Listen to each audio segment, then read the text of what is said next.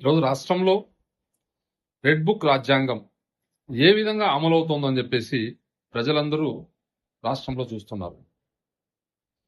మీరిచ్చినటువంటి హామీలు నెరవేర్చండి బాబు అంటుంటే, మేము హామీలు నెరవేర్చము, మేము కక్షపూరితమైనటువంటి విధానాలని అవలంబిస్తాము, అక్రమ కేసులు బనాయిస్తాము, అక్రమ అరెస్టులు చేస్తామని చెప్పేసి ఇవాళ రాష్ట్రంలో రెడ్ బుక్ రాజ్యాంగం అని చెప్పేసి ఒక కొత్త రాజ్యాంగానికి తెరలేపినటువంటి యొక్క చంద్రబాబు సర్కార్ ఇప్పటికైనా కూడా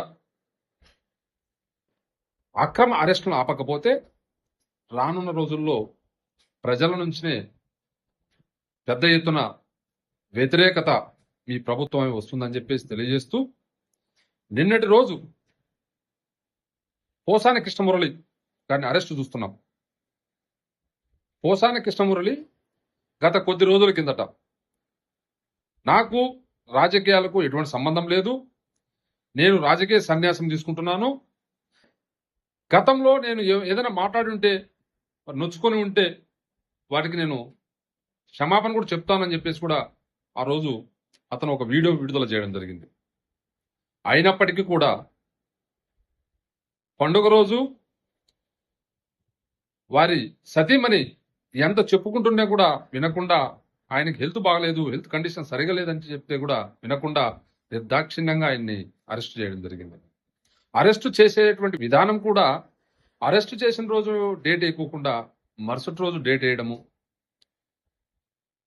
ఓబులవారిపల్లిలో కేసు నమోదైని చెప్పేసి చెప్పడము, ఆ తర్వాత అనంతపురంలో కేసు ఉందని చెప్పడము, ఆ తర్వాత శ్రీకాకుళంలో ఉందని చెప్పడము, ఈ విధంగా పలు స్టేషన్లో పలు ప్రాంతాల్లో కేసులు నమోదైనాయని చెప్పేసి ఆ వ్యక్తిని భయభ్రాంతులకు గురి చేయాలని చెప్పేసి ఒక ఉద్దేశంతో ఆ కుటుంబ సభ్యుల్ని పండగ పూట కూడా నిద్రపోనీయకుండా భయభ్రాంతులకు గురి చేయాలని చెప్పేసి ఒక దురుద్దేశంతో ఇవాళ చేస్తున్నటువంటి యొక్క కూటమి ప్రభుత్వం ఇప్పటికైనా కూడా ఈ యొక్క అక్రమ అరెస్టులను ఆపకపోతే రానున్న రోజుల్లో ఇబ్బందులు గురి అవుతారని చెప్పేసి తెలియజేస్తున్నాం. ఇప్పటి కూడా ప్రజలు చెప్తున్నారు, మీరు ఇచ్చినటువంటి హామీలు మరి మీరు నెరవేర్చాలి కదా.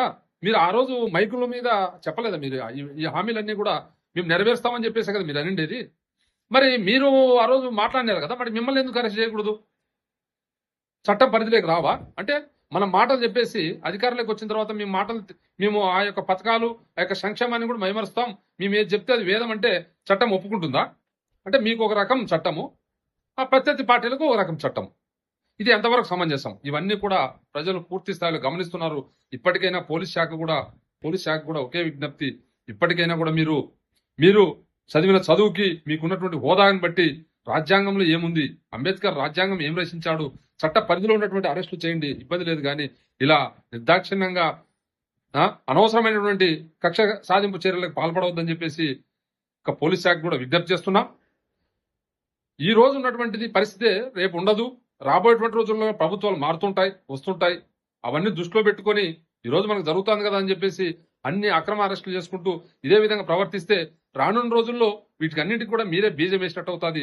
పోలీస్ శాఖ కూడా గుర్తించాలా, ఇవన్నీ కూడా అక్రమ అరెస్టులు, ఇవన్నీ కూడా నిలబడేటువంటి కేసులు కూడా కాదు, అయినా వారిని ఇబ్బందులు గురి చేయాలని చెప్పేసి, ఒక భయభ్రాంతులు గురి చేయాలని చెప్పేసి ఈ విధంగా చేయడము ఎంతవరకు సమంజసమని చెప్పేసి అడుగుతున్నాం.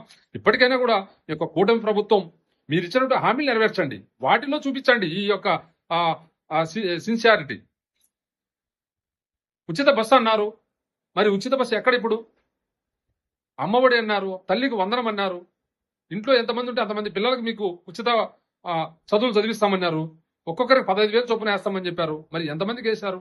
మరి వాటిని నెరవేర్చకుండా మీరు ఇవన్నీ చేయడం ఎంతవరకు సమంజసం? మీకు రైతులకి సబ్సిడీ సంవత్సరానికి 20,000 రూపాయలు ఇస్తామన్నారు, ఏ రైతుకి ఇచ్చారు ఇంతవరకు? మీరు ఎక్కడిచ్చారు ఇంతవరకు? నిరుద్యోగ భృతి ఇస్తామన్నారు, నిరుద్యోగ భృతి ఎక్కడ, ఎంతమందికి తీసుకున్నారు? ఇప్పుడు 9 నెలల కాలం అవుతోంది. 9 నెలల కాలం నుంచి మీకు మీరు ఇచ్చినటువంటి హామీలు గుర్తు రాలేదా?